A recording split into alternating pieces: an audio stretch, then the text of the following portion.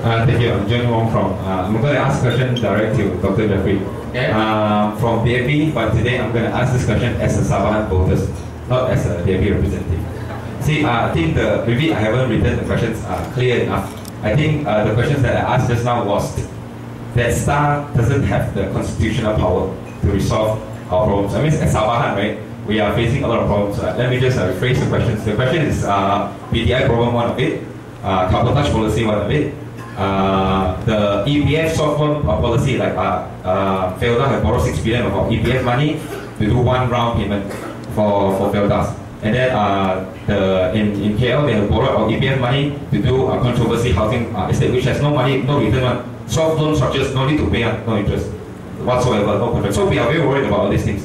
These are our problems, EPF. Another thing is that the government has openly already announced that they will implement GST in 2013 in full scale.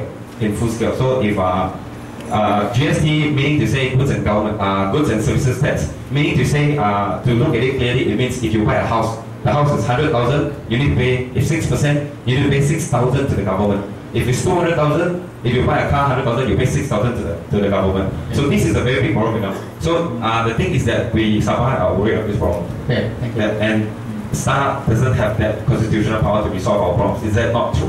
That is my question. Okay, thank you. Thank you. Right. Okay. Who wants to go first? Yes, please. Okay, my name is David Azad. First question I would like to ask Dr. Jeffrey. Andai kata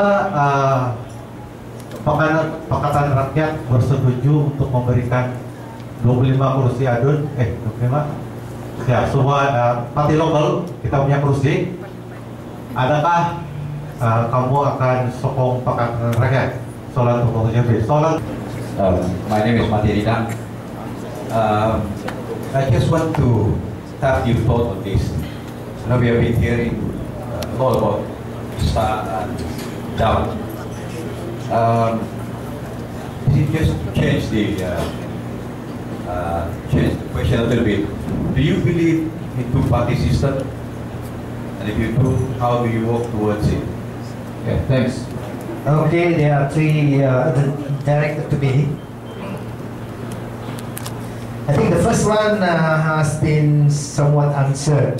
If Pakatan Rakyat give all the seats to STAR to contest, will STAR or the local parties support Pakatan Rakyat? Of course, that's the idea lah. They sokong us, we sokong them. Gitu kan?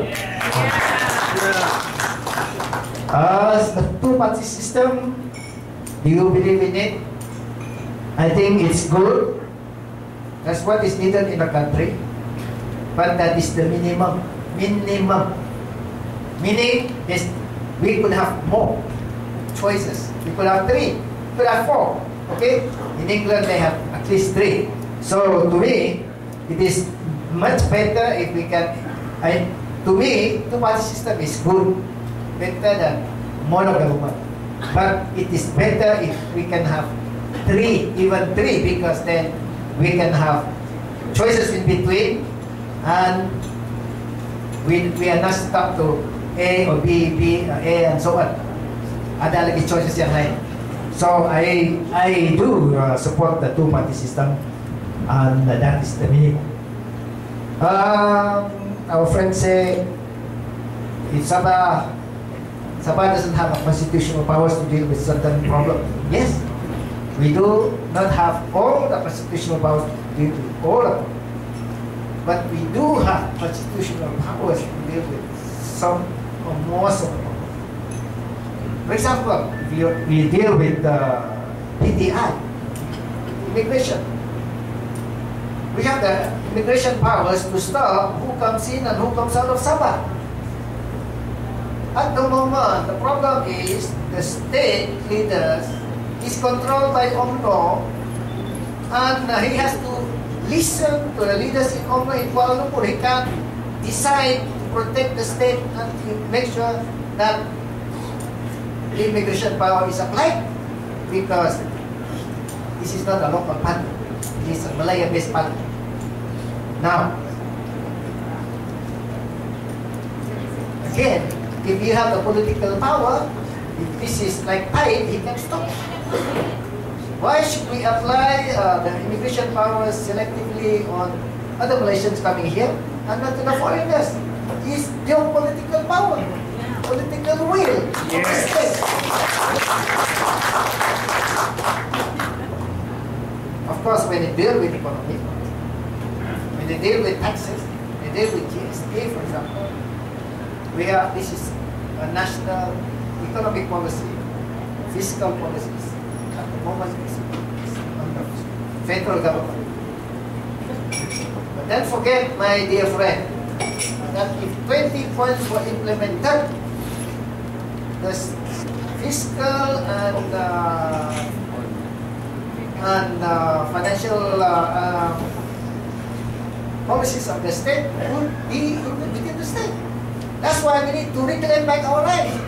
We don't have to deal with GST if we have 0.11 of the 20 points with Sabah, with Sarawak and Sabah. We can deal with our own economic policies. Yes. Now, the problem is, of course, it's all political will. If the leaders in Sabah are strong enough to withstand, even if the federal government says you must implement this, if the state doesn't agree, we have the constitutional right to refuse. Because we are a nation state. We form the federal government, but we are a nation state. We have the right to object.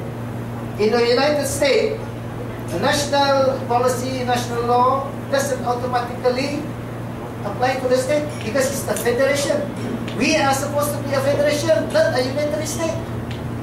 So we have to reclaim back and restore the concept of Malaysia as a federation. Not a